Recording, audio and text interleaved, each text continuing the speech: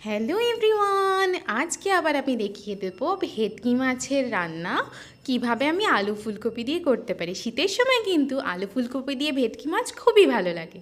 প্রথমেই আমি মাছগুলোকে ভালো করে ধুয়ে ম্যারিনেট করে নিচ্ছি। আমি এখানে দিয়ে নিচ্ছি 1 চামচ লবণ, 1 চামচ হলুদ গুঁড়ো, আর তার সাথে দিয়ে নিচ্ছি তেল। এখানে আমি সর্ষের তেলের ব্যবহার করছি।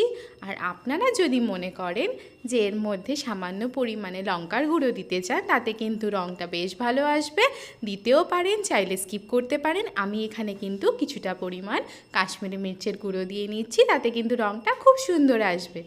দিয়ে এবার আমি সব কিছুকে খুব ভালো করে ম্যারিনেট করে নেব। এবার আমি মাছগুলোকে সব কিছু দিয়ে খুব ভালো করে মিশিয়ে নিচ্ছি, যাতে পুরো মাছের গায়ে এই হলুদ, নুন আর লঙ্কার গুঁড়োর সাথে তেলটা ভালো করে মেখে যায়। আমি কিন্তু একটা একটা আলাদা আলাদা করে নিচ্ছি। এখানে আমি একটা গোটা মাছ কিনেছিলাম, সেই মাছটাকে আমি 5টা টুকরো করে বাজার থেকে কাটিয়ে এনেছি। আপনারা চাইলে কিন্তু বড় মাছের জন্য এই রেসিপিটা করতে পারেন। বড় মাছকেও কিন্তু কাটিয়ে নিয়ে এসে এইভাবে সেমভাবে রান্না করা পসিবল।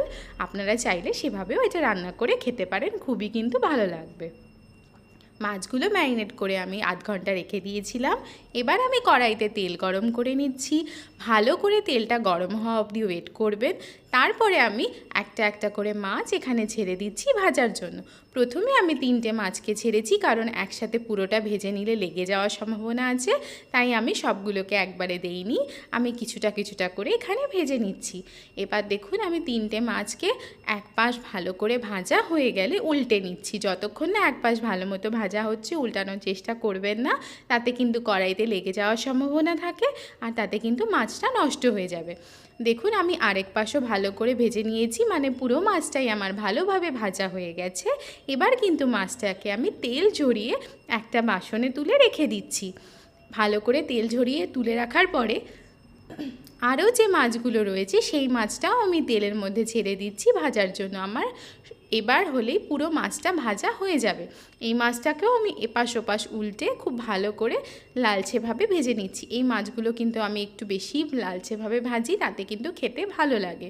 অনেক সময় অনেকে হালকাভাবে ভাজে, সেটা হলেও আপনারা করতে পারেন। আমি একটু কড়া করেই ভেজেছি।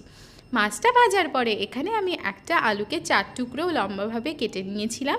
সেই আলুগুলোকেও কিন্তু আমি ওই তেলের মধ্যে দিয়ে দিচ্ছি ভাজার জন্য। তেলের মধ্যে দিয়ে আমি ভালো করে এটাকে লাল লাল করে ভেজে তুলে রাখছি। এবার দিয়ে দিচ্ছি আমি এর মধ্যে কপিটাকেও কিন্তু আমাকে ভেজে নিতে হবে। প্রথমে আলুটা ভাজার পরে আমি তুলে রেখে এখানে কপিটাকেও দিয়ে দিলাম ভাজার জন্য। আপনারা যদি বেশি কপি দিতে চান তাহলে কিন্তু আরও বেশ কয়েকটা কপির ব্যবহার এখানে করতে পারেন, কারণ এই রান্নায় কিন্তু কপির জন্যই স্বাদটা বেশি ভালো আসে। আর কপিটা কিন্তু বেশি ছোট করে কাটবেন না, একটু বড় বড় মাপের ভাবেই কেটে নেবেন। দেখুন, আমার কপিটাও একটু লালচেভাবে ভাজা হয়ে গেছে।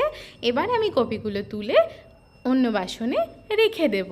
কপিগুলো তোলার পরে দেখবেন এখানে তেলের পরিমাণটা অনেকটাই কমে গেছে, কারণ কপিতে অনেকটা পরিমাণে তেল টেনে নেয়। তারপরে আপনারা আপনাদের প্রয়োজন অনুসারে এখানে তেল দিয়ে নেবেন।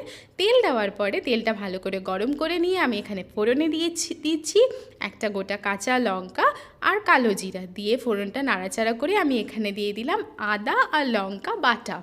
এখানে আমি আদা, লঙ্কা, জিরা সব কিছুই কিন্তু বেটে ব্যবহার করছি। আপনারা চাইলে এখানে জিরার গুঁড়োও ব্যবহার করতে পারেন। তার সাথে আমি দিয়ে দিচ্ছি ধনে গুঁড়ো।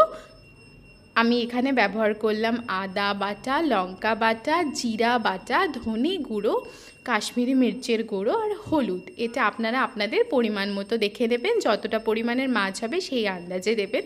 তার সাথে দিয়ে নিলাম লবণ। দিয়ে আমি সব কিছুকে খুব ভালো করে মশলাটা নাড়াচাড়া করে নিচ্ছি তেলের মধ্যে। প্রথমে এখানে কিন্তু কোনো রকম জল দেবেন না, আগে তেলের মধ্যে ভালো করে মশলাটাকে মিশিয়ে নাড়াচাড়া করে নেবেন। তারপরে কিন্তু এখানে খুবই সামান্য পরিমাণে একটু জল দিয়ে নেবেন, নাহলে কিন্তু মশলাটা অনেক সময় কড়াইতে লেগে যাওয়ার সম্ভাবনা থাকে। তাই আমি যেই বাসনের মধ্যে মাছটাকে ম্যারিনেট করে রেখেছিলাম সেই বাসনটাকে ধুয়ে এর মধ্যে সামান্য পরিমাণে জল দিয়ে দিচ্ছি মশলাটা কষে যাওয়ার জন্য। ভালো করে এবার আমি মশলাটাকে নাড়াচাড়া করে নিচ্ছি, নিয়ে তারপরে কিন্তু আমি এটাকে এভাবেই ছেড়ে দেবো কষার জন্য। প্রায় হাফ মিনিট হয়ে গেলে পরে আমি এর মধ্যে দিয়ে দিচ্ছি একটা ছোটো মাপের টমেটোকে। আমি এখানে টমেটোর পরিমাণটা একটু কমই ব্যবহার করছি। এই রান্নাটা একটু হালকা হবে, তাই জন্য এখানে বেশি মশলার প্রয়োজন নেই, তাই জন্য টমেটোটাও কিন্তু একটু কম পরিমাণে ব্যবহার করলাম। এবার আমি টমেটোটা দিয়ে এটাকে খুব ভালো করে মিশিয়ে নাড়াচাড়া করে নিচ্ছি। ভালো করে নাড়াচাড়া করে আমাকে ভালো করে কষার জন্য প্রায় 2.5 থেকে 3 মিনিট একদম কম আছে এভাবে রেখে দিতে হবে। দেখুন আমার মশলাটা কত সুন্দর কষে উঠেছে এবং এর থেকে কিন্তু পুরোপুরি তেল ছাড়তে শুরু করে দিয়েছে। এবার আমি এর মধ্যে বাকি জিনিসগুলো দিয়ে দেবো, যেমন আলু আর কপি। যে আলু আর কপিটা ভেজে আমি তুলে রেখেছিলাম সেগুলো কিন্তু এবার আমি এর মধ্যে পুরোটাই দিয়ে দিচ্ছি, কারণ আমাকে আলু আর কপি পুরোটাই মশলার সাথে ভালো করে নাড়াচাড়া করে মিশিয়ে নিতে হবে। তাই আমি পুরো আলু কপিটা মশলাটা ভালো করে কষা হয়ে গেলে তারপরে দিচ্ছি। দিয়ে এবার আমি সব কিছুকে আবারও মশলার সাথে নাড়াচাড়া করে নিচ্ছি যাতে পুরোপুরি মশলাটা এই আলু আর কপির সাথে মিশে যায়। দিয়ে আমি কিন্তু এটা প্রায় 1 মিনিট এভাবেই কম আঁচে রেখে দেবো, যাতে আলু আর কপিটা এভাবেই মশলার সাথে 1 মিনিটের জন্য কষতে থাকে। তারপরে কিন্তু আমি এর মধ্যে জল দেবো, তার আগে কিন্তু জল দিচ্ছি না। এবার 1 মিনিট হয়ে গেলে পরে এর মধ্যে ফুটিয়ে রাখা জল আমি দিচ্ছি। অবশ্যই এখানে গরম জলের ব্যবহার করবেন, তাহলে কিন্তু রান্নায় স্বাদটা খুবই ভালো আসে। আমি এবার এটা জল দিয়ে খুব ভালো করে মিশিয়ে নিচ্ছি যাতে সব কিছু মশলা এবং কপি আলুগুলো জলের সাথে মিশে যায় এবং ঝোলটার সময় যেন খুবই স্বাদ হয়। এবার আমি ভালো করে মিশিয়ে ঝোলটাকে ফুটতে দেবো এভাবেই প্রায় 1.5 থেকে 2 মিনিট।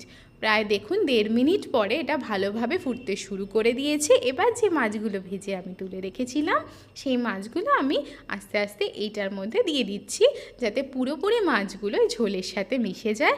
তাই জন্য মাছগুলোকে কিন্তু এই সময় দিয়ে দিতে হবে যাতে মাছের সাথে ঝোল মিশে গিয়ে রান্নার স্বাদ ভালো আসে। মাছগুলো আমি দিয়ে খুবই হালকা হাতে ঝোলের সাথে নাড়াচাড়া করে নিচ্ছি যাতে পুরো ঝোলটার মধ্যে মাছটা মিশে যায়। এখানে কিন্তু বেশি নাড়াচাড়া করবেন না, তাহলে কিন্তু মাছগুলো ভেঙে যাওয়ার একটা সম্ভাবনা থাকবে। তাই জন্য খুবই হালকাভাবে মাছগুলো ঝোলের মধ্যে মিশিয়ে দেবেন যাতে পুরো মাছটার মধ্যে ঝোলটা মিশে যায়। আমি তাই করলাম। এবার আমি এটাকে আবারও মাছ সমেত ফুটতে দেবো প্রায় 1.5 মিনিটের জন্য। আমি পুরো রান্নাটাই কিন্তু লো বা মিডিয়াম লো ফ্লেমে করেছি, আপনারাও কিন্তু সেভাবেই করবেন, তাহলে কিন্তু ভালো হবে। এবার ফুটতে দিয়ে আমি এটাকে রেখে দিলাম 1.5 মিনিটের জন্য। 1.5 মিনিট পরে দেখুন আমার এটা প্রায় ফুটে এসছে। এবার কিন্তু আমি এর মধ্যে দিয়ে দিচ্ছি ধনে পাতা কুচি, দিয়ে আমি এটা রেডি, আমি এটা নামিয়ে নেব।